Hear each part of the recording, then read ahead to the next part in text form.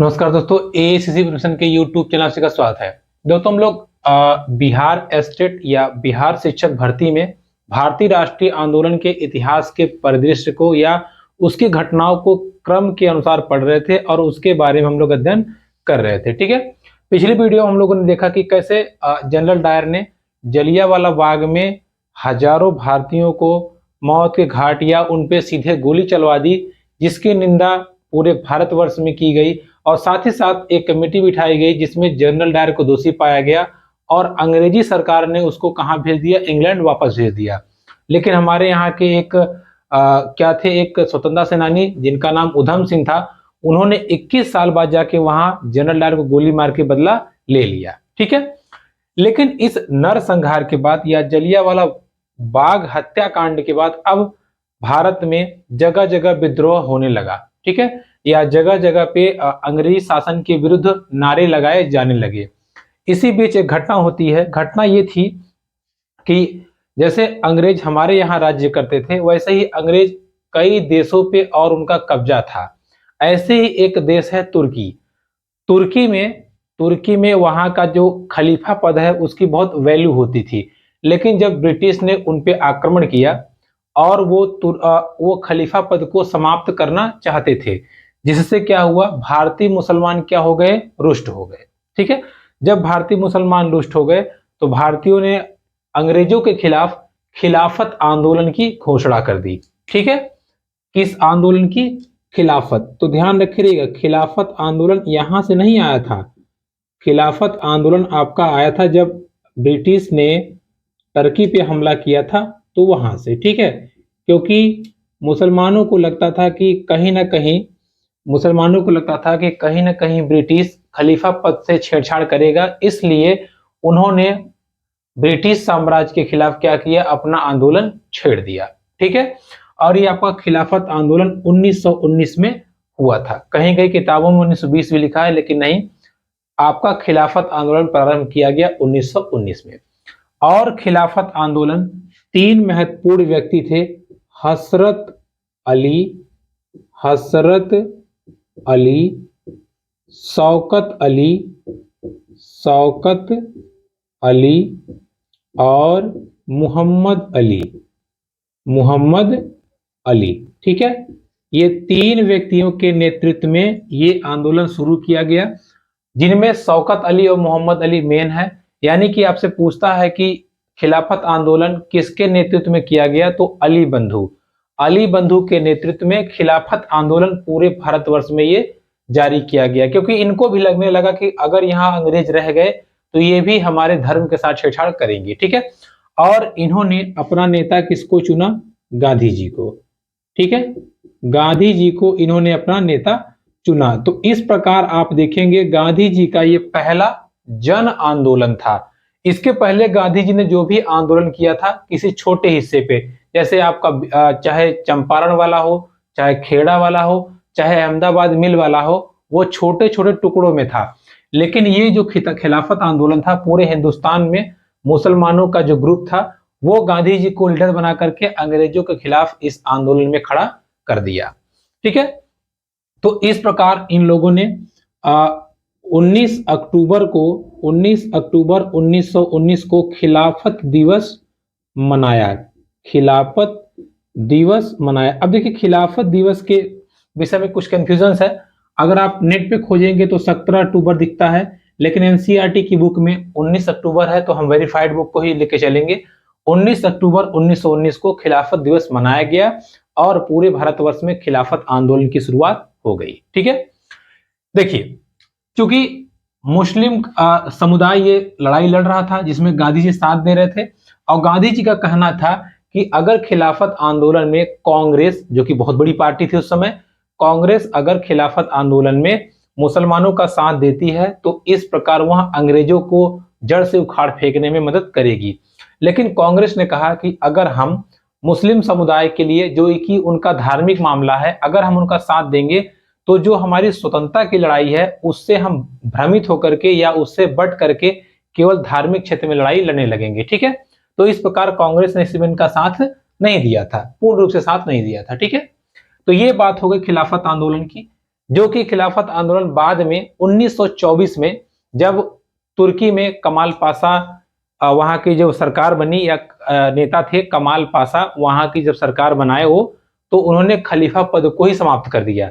जब खलीफा पद ही समाप्त हो गया तो आंदोलन किस काम का, तो आंदोलन भी 1924 में समाप्त हो गया था। ठीक है तो दोस्तों, खिलाफत आंदोलन 1919 से लेकर के 1924 के बीच हमारा समाप्त हो जाता है। ठीक है, अब खिलाफत आंदोलन के बाद में जलियांवाला बाग हत्याकांड से रुष्ट होकर के महात्मा गांधी जी ने अंग्रेजों के खिलाफ एक और आंदोलन की शुरुआत की, जिसका नाम है असहयोग आंदोलन।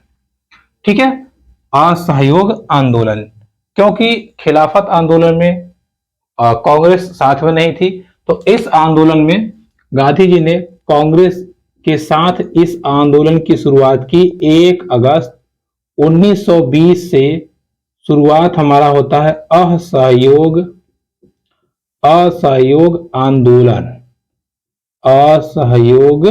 आंदोलन की।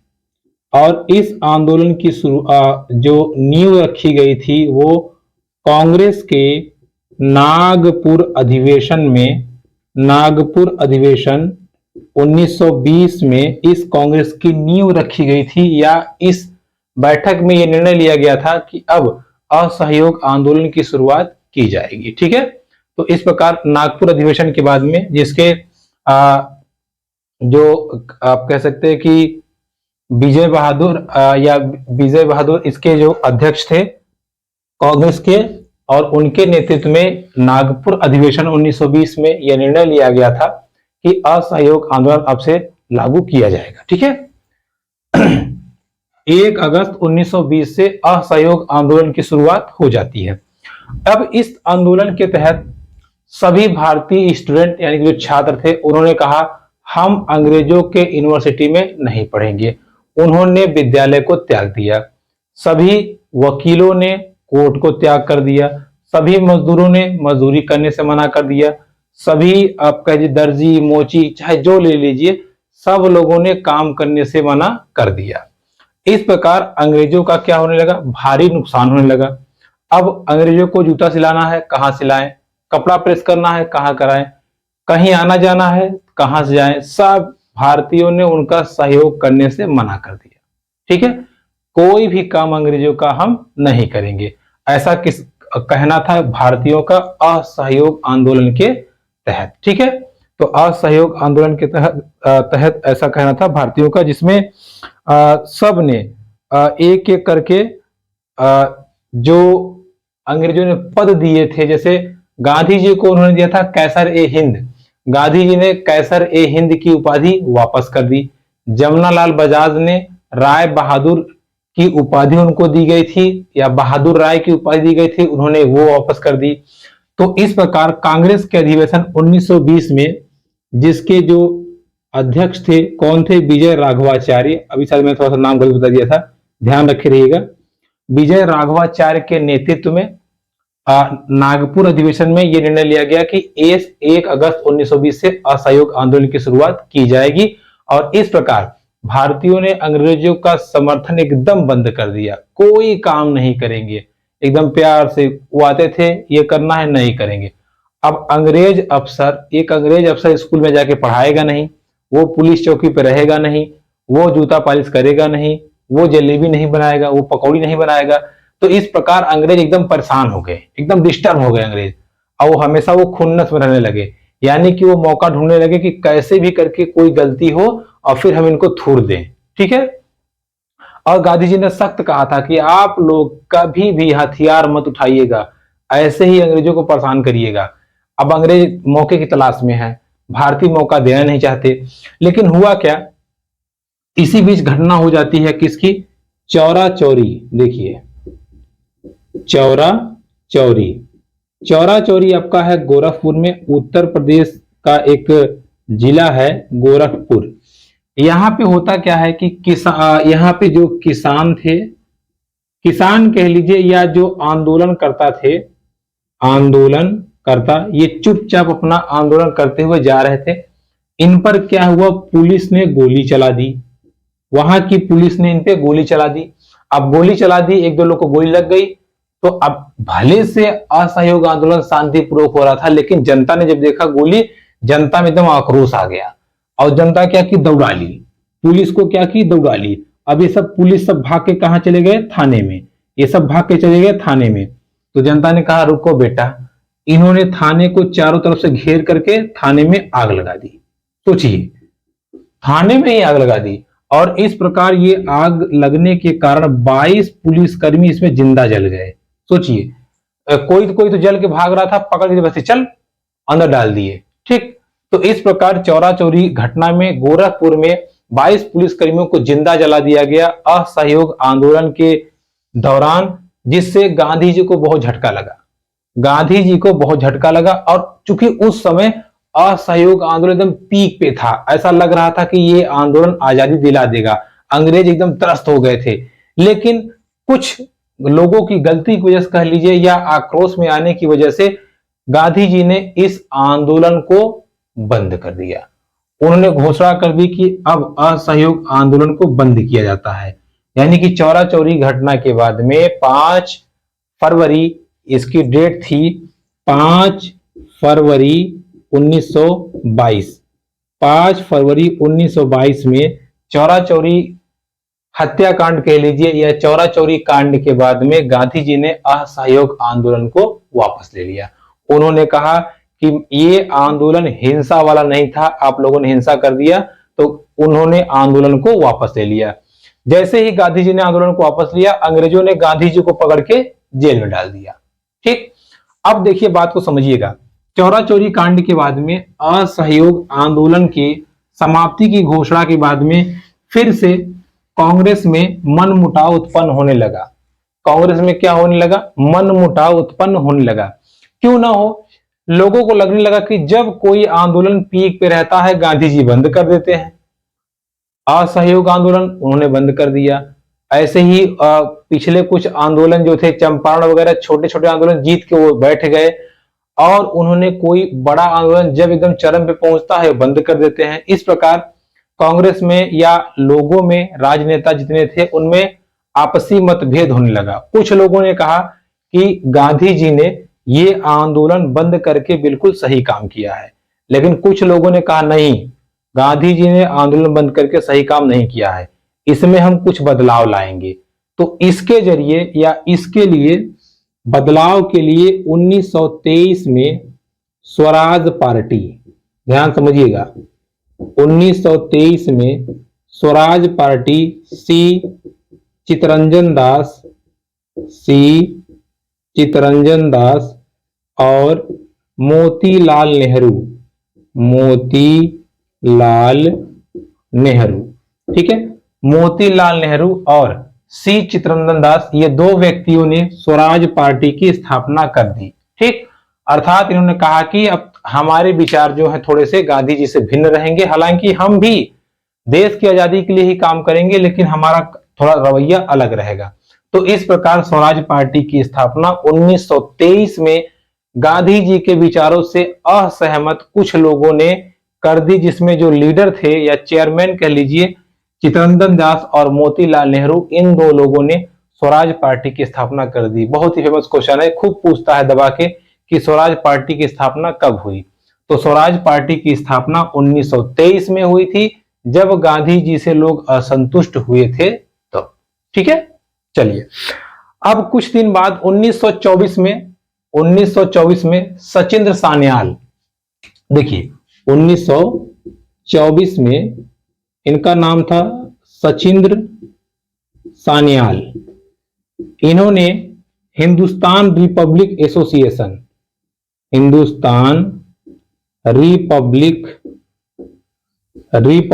एसोसिएशन की स्थापना कर दिया इन्होंने, एसोसिएशन, ठीक है, हिंदुस्तान रिपब्लिकन एसोसिएशन की स्थापना किसने कर दी? सचिन सान्याल ने 1924 में। ठीक, अब आप देखिए यहाँ पे गांधी जी जब जैसे ही जेल में गए, फिर पार्टियां क्या होने लगी, धीरे धीरे अलग होने लगी। अलग नहीं मतलब सबके अपने अपने विचार यहाँ पे आने लगे। ठीक, अब देखिए इसी दौरान एक घटना और घट जाती है। चूंकि इन लोगों ने क्या कहा था कि हम गांधी जी की बात नहीं मानेंगे, हम थोड़ा सा अपना रवैया चेंज करेंगे। गांधी जी हर चीजों को शांतिपूर्ण तरीके से आंदोलन के माध्यम से मनवाना चाहते थे, लेकिन इन लोग का ऐसा विचार नहीं था। ठीक है, इस दौरान अंग्रेजों का कुछ माल लद के जा रहा था। कहां से कहां जा रहा था, ध्यान समझिएगा। देखिए, लखनऊ से सहारनपुर, लखनऊ से सहारनपुर, लखनऊ से सहारनपुर ट्रेन में लद करके सामान जा रहा था अंग्रेजों का, जिसको काकोरी नामक जगह पर, जिसको काकोरी नामक जगह पर 10 हिंदुस्तानियों ने या 10 व्यक्तियों ने मिलकर के क्या किया, लूट लिया। ठीक है, 10 हिंदुस्तानियों ने ट्रेन को ही लूट लिया, वहां जो है उनको मार पीट करके ट्रेन को लूट लिया। तो इसको कहा जाता है काकोरी रेल कांड या काकोरी कांड। कब हुआ था, 1925 में। 1925 में काकोरी कांड हुआ, जिसमें ट्रेन को लूट लिया गया। किसके द्वारा, हिंदुस्तानी के जो उग्र नेता थे या जो गुस्सैल नेता थे, उन्होंने इसको लूट लिया, जिसमें रास बिहारी बोस, जिसमें राम प्रसाद बिस्मिल, राम प्रसाद बिस्मिल, जिसमें राम प्रसाद बिस्मिल और अशफाक उल्ला खां, अशफाक उल्ला खां ये मेन थे। ठीक है, हालांकि और लोग भी थे, ऐसा नहीं है, लेकिन राम प्रसाद बिस्मिल और अशफाक उल्ला खां दोनों मेन थे, जिनको बाद में पकड़ करके क्या दे दिया गया, फांसी दे दिया गया। ठीक है, फांसी दे दिया गया। ठीक, तो काकोरी हत्याकांड आप कह लीजिए या काकोरी रेल कांड कब हुआ था, 1925 में हुआ था, जिसमें लखनऊ से सहारनपुर जा रही रेलगाड़ी को लोगों ने लूट लिया, वहां के सैनिकों को मार दिया और ट्रेन को लूट के भाग गए। बाद में अंग्रेजों ने अभियान चला के सबको पकड़ लिया, जिनमें से राम प्रसाद बिस्मिल और अशफाक उल्ला खान को तुरंत फांसी दे दी। तो इस प्रकार अशफाक उल्ला खान पहले ऐसे मुस्लिम थे जो अंग्रेजों द्वारा फांसी पे लटकाए गए थे। ठीक है, तो आपसे अगर एग्जाम में क्वेश्चन पूछे कि कौन सा ऐसा मुस्लिम व्यक्ति था जिसको क्रांति के दौरान या राष्ट्रीय आंदोलन के दौरान फांसी पे लटकाया गया था, तो कौन थे वो, अशफाक उल्ला खान। ठीक है, अशफाक उल्ला खान को सबसे पहले फांसी पे लटकाया गया था 1925 में। क्लियर। अब देखिए, इसी दौरान कानपुर में कांग्रेस का अधिवेशन होता है। किसका, कांग्रेस का अधिवेशन होता है, कांग्रेस का अधिवेशन होता है 1925 में, जिसमें प्रथम भारतीय महिला सरोजनी नायडू को अध्यक्ष बनाया जाता है। ठीक है, तो ये भी आप ध्यान रखिएगा, जो कांग्रेस का कानपुर में अधिवेशन हुआ था, उसमें सरोजनी नायडू प्रथम भारतीय महिला को अध्यक्ष बनाया गया। और 1917 में एनी बेसेंट पहली महिला थी जो कांग्रेस की अध्यक्ष बनी थी, क्योंकि ये आयरलैंड की थी। तो यहां से 2 क्वेश्चन बनते हैं। पहला, कौन सी ऐसी महिला थी जो कांग्रेस की पहली बार अध्यक्ष बनी, एनी बेसेंट। कौन सी भारतीय महिला थी जो कांग्रेस की अध्यक्ष बनी, वो थी हमारी सरोजनी नायडू। ठीक है दोस्तों, तो अब हमने आज के वीडियो में हम लोगों ने 1919 खिलाफत आंदोलन से 1925 के बीच की घटनाओं को पढ़ा। कल की वीडियो से हम लोग इसके आगे की घटनाओं को चर्चा करेंगे। वीडियो पसंद आई तो please like, comment, share, subscribe my YouTube channel. धन्यवाद।